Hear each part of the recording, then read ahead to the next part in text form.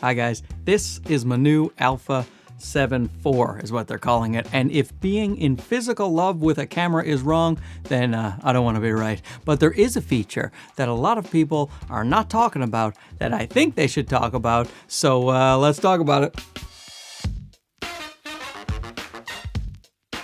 And for those of you returning to the channel, don't you worry about little Dougie here. The ZV-E10, he ain't going anywhere. In fact, he is a perfect complement to the A7IV. It's just, my life, it sort of feels complete right now. You know, when I'm using one of these cameras, I get to film it with the other camera. It's just, you know, I thought my wedding day was a good day, but the day this came, I think it trumps it. And of course, we can't forget the trusty GH5. In fact, he is filming both of these cameras right now. There's a place for all of you in my heart, but right now these two things are my go-to because the autofocus is so fantastic. But we're not here to talk about autofocus, are we? No. In fact, instead of just yapping about it, let me show you. Now, this is my favorite feature, and it is not a surprise to anyone who has ever watched my channel before. I love Catalyst Browse. I think that it is the way to go when you're outside, when you're vlogging. It creates that smooth, you know, dreamlike gimbal footage, which I love. And while the stabilization has improved greatly on the new Sony cameras, like this A7IV compared to my A7 III, it is much better with its IBIS, with its in-body image stabilization, but nothing to me compares to this Catalyst Browse. Now, there is a time and a place to use the in-body stabilization for the A7IV, especially when it comes to pictures. It's fantastic for pictures, but even in video, you may not want that extra workflow that Catalyst Browse makes you do, because you have to take the footage and turn off all stabilization, run it through Catalyst Browse, and that does take some time, whereas if you just use the IBIS in the camera, then you're good to go. In fact, let's switch to the IBIS now and see what the difference is going to be. Now, this is just the Sony IBIS because I don't have lens stabilization. I'm using the Sigma 16mm f1.4, so the camera has to do all of the work. I'm trying to walk carefully because, you know, you still want the footage to look smooth. Now, this will be far more convenient. Just stick it in the editing software there and you're ready to go. You chop it up. But the thing is, as you can see, it is not as stable as the Catalyst Browse. I mean, I don't know that for sure yet because I have to run it through, but I do know. And it's an educated guess. And I will run it through the old Catalyst Browse, stick it in the Final Cut, and you will see that, in fact, the Catalyst Browse, it is much smoother. I will say this, I'm going to switch arms. I will say this, that the A7IV is a whole lot heavier than the other vlogging camera that I use, the Sony ZV-E10. So when it comes to outdoor vlogs, I'm still probably going to take the ZV-E10 because that also has Catalyst Browse, as you all know if you watch this channel.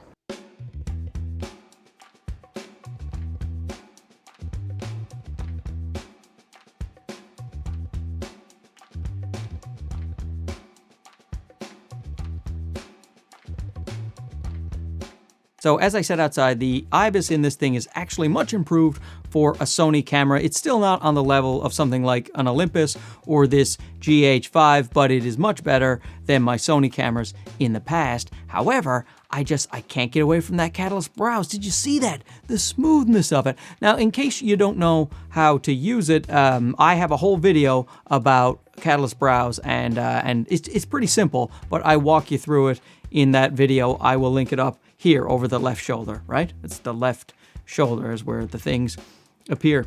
Now, there are a couple of things you have to remember about the Catalyst Browse. Number one, it doesn't do well with motion blur. So that 1/50, if you're shooting 24 frames per second, you're going to want to crank that to about 1/200, your shutter speed. And in my experience, it looks great. With Catalyst Browse, when you run it through, for the most part, you're filming your face anyway, and everything going through the screen, it looks good. It doesn't look choppy. It doesn't look like Saving Private Ryan. Now, if you're going to film a short movie or something like that, maybe you're going to want a gimbal to get that natural motion blur. But in terms of vlogging, you know, run and gun scenarios for yourself, the 1/200 does not bother me at all. It also only goes up to 60 frames per second. You can't do the catalyst browse on anything over 60 frames per second.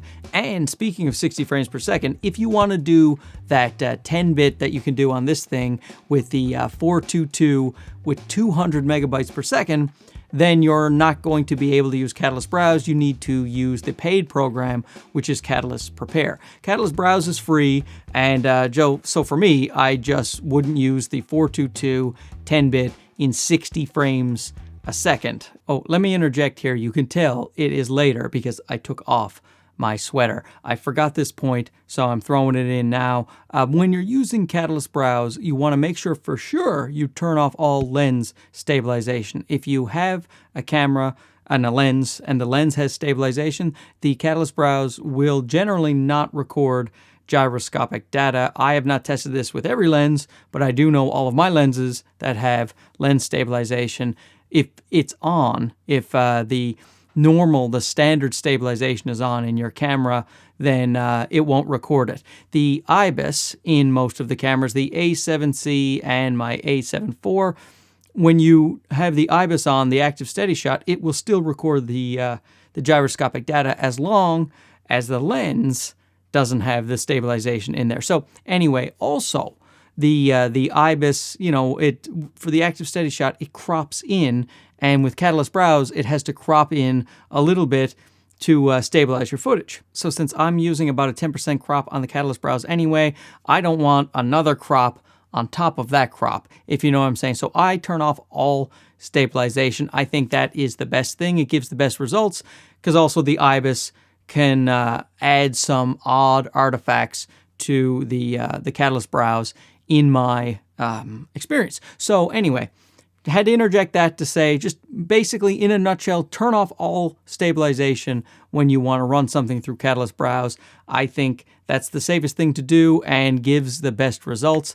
I really should write stuff down before I make a video. Gerald Undone, he'd never interject with something he forgot. Just amateur hour over here. Anyway, back to the handsome devil who's wearing a sweater.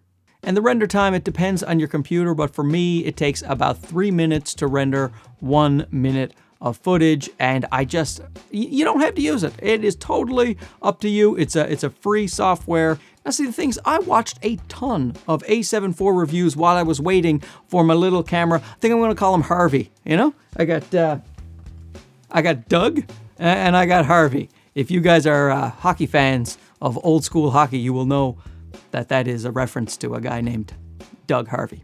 But I was watching a ton of reviews for old Harv here while I waited, and in fact, I did a whole video about an award show for who did the best A7IV reviews, because that's how many I watched. And the thing is, very few people mentioned Catalyst Browse, and if they did, it was kind of a throwaway. But for me, that's changed my whole shooting style. I go out, if I'm going outside and I'm going to be doing vlogs, or I'm talking about, this lens or that lens, or reviewing a different piece of gear, I am always using that Catalyst Browse because I love that smooth stability. Oh, it's so good. And so this is why I'm making this video. I feel like it's not being talked about enough. I know everybody just got this shipped to them, so there's tons of reviews about low light footage, about that, and I'm gonna do those too. Don't get me wrong. Especially, I'll look for the ones that get the most clicks, and then I will copy those videos. I'm also going to compare this a lot to the little ZV-E10, and let me tell you something. Doug is holding his own here. This camera is better in so many ways, but if you're just talking about video quality, video features, Doug is he's no slouch, I'll tell you what. So this will be the first video of many, I am sure, with the A7IV. I am going to compare it to the ZV-E10, obviously, to the GH5, to my old A7 III, and we're going to have a lot of fun. So thanks for watching. Don't forget to like, subscribe if you haven't already, and we'll talk to you soon. Okay, bye-bye. Gorgeous. It's like looking into a mirror.